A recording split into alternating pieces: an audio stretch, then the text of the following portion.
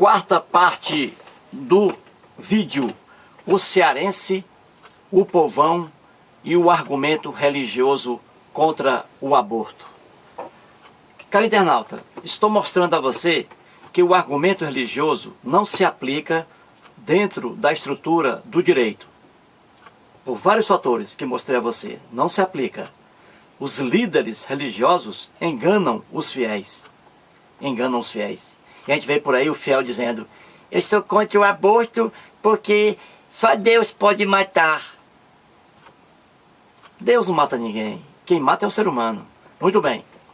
E aqui vou mostrar outro aspecto de fragilidade do argumento religioso. Os religiosos aqui no Brasil dizem que são contra o aborto em qualquer modalidade. Até mesmo naqueles casos que são permitidos em lei. Lá no artigo 128 do Código Penal, incisos 1 e 2. No inciso 1, quando a vida da gestante corre risco, o aborto aí, no caso, é permitido. E quando a gravidez resulta de estupro, também, nesse caso, é permitido. Pois bem, até contra esses casos, os religiosos são contra. Até contra esses casos. Veja o ridículo. Vou dar só um exemplo aqui. Vamos pegar o primeiro caso. Artigo 128, inciso 1. Ali, a lei garante o aborto. A prática do aborto quando a gravidez traz risco àquela mulher. Traz risco à vida da gestante.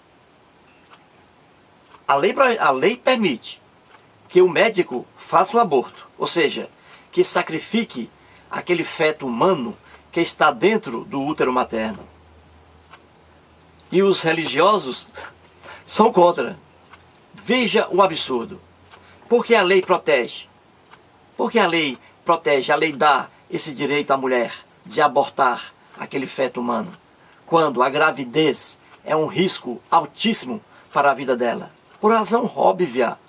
Por razão óbvia. Ora, se você tem uma mulher grávida lá, ela está grávida, e essa gravidez, comprovada por uma junta médica, traz grande risco para a vida daquela mulher, ora, caro internauta, muitas mulheres morrem durante o parto.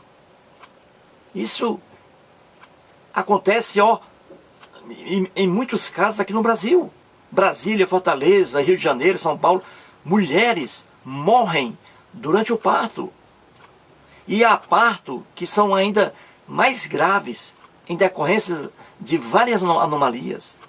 Então, quando, numa situação dessa, a gestante está lá e uma junta médica entende que aquele parto, se ocorrer, pode causar a morte daquela mulher, ora, é lógico que se sacrifique o feto humano que está dentro dela e não a mulher. Por uma razão lógica, inteligente, óbvia. Quem é o mais importante ali? Quando há risco para a vida da mulher, quem é o mais importante? É o feto humano que está dentro dela ou é a própria mulher? Claro que dentro da nossa sociedade, o mais importante é a mulher, porra. É a mulher que é mais importante. Por quê? Porque se a mulher morrer durante aquele parto e aquela criança nascer, quem vai cuidar da casa? Quem vai cuidar da casa? Quem vai amamentar aquela criança? Quem vai cuidar daquela criança? Quem vai cuidar dos afazeres domésticos? Ora, a perda de uma mulher no lar é uma coisa contundente, é uma coisa horrível. Quando o marido, por exemplo, perde a mulher, ele perde o caminho, ele perde o norte.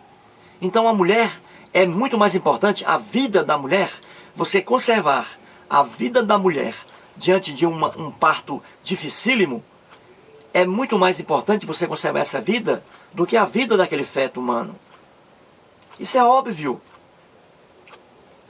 Ora, há mulheres aí que trabalham, que são solteiras e têm filhos, mulheres aí, que trabalham, têm filhos e que lutam ali diariamente e que estão sozinhas no mundo, não tem mais pai nem mãe. E aí, nasce aquela criança e a mulher morre durante o parto. Já pensou que vida infeliz vai ser a daquela criança que perdeu a mãe logo ao nascer? É por isso que a lei protege. Lá no artigo 128 do Código Penal, inciso 1, ali a lei protege, dá direito àquela mulher de permitir que aquele feto seja eliminado. Porque no parto, com certeza, ela vai morrer.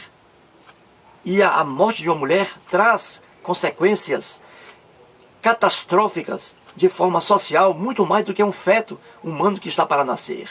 Isso é óbvio. Isso é óbvio.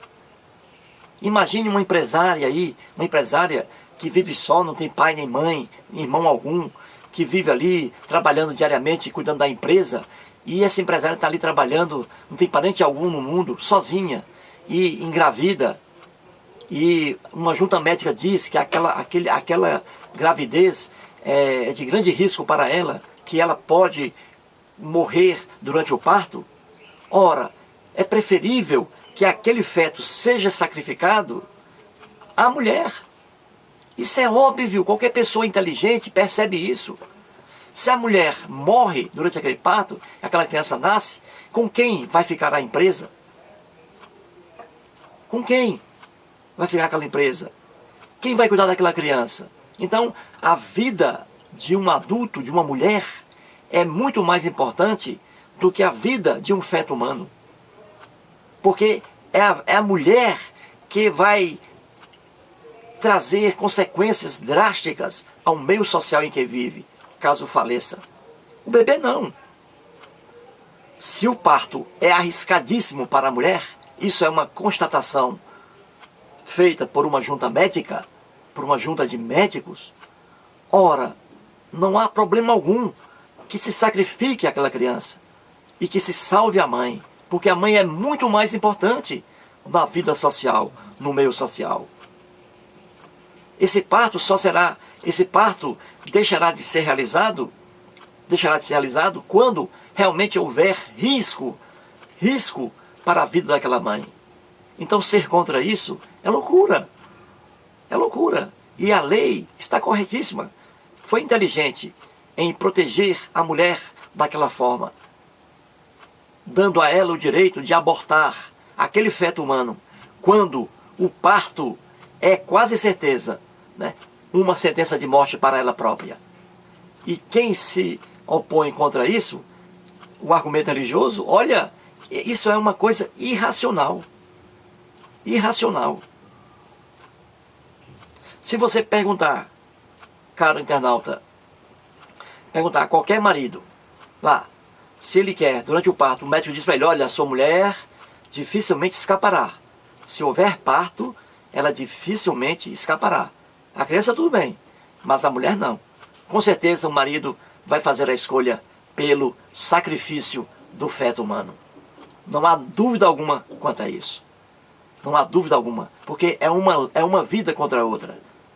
Não se está falando aqui em salvar as duas, porque é impossível salvar as duas vidas, a do feto e a da mãe.